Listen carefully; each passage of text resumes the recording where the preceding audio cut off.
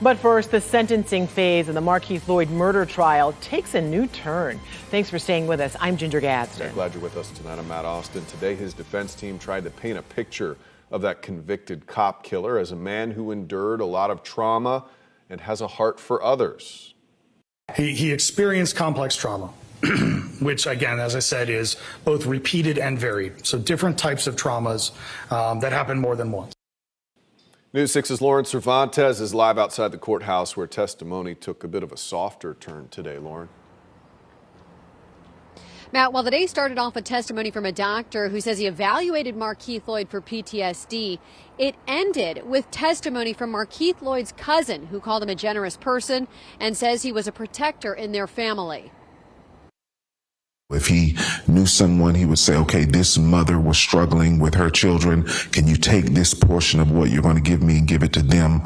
That was constant. Markeith Loyd's cousin, Pastor MCCREE, providing some softer moments in court today as he talked about the type of person Loyd was growing up. As a child growing up with Markeith, what was Markeith like?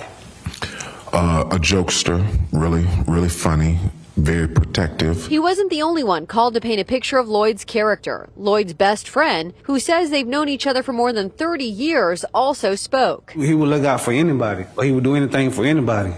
Okay. It didn't matter basically who they was, whether he knew them, good or not.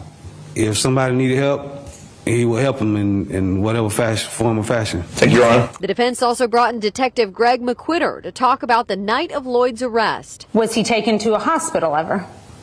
No. And during your time with Mr. Loyd, did he indicate he needed medical treatment? Yes. And did he indicate repeatedly that he was in pain?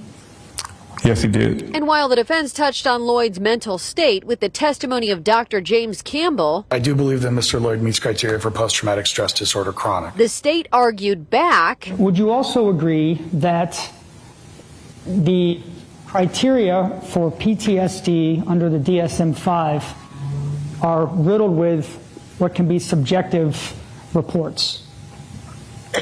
And I'll be more specific with my definition of subjective. Things that cannot be or are difficult to corroborate but for the reporter.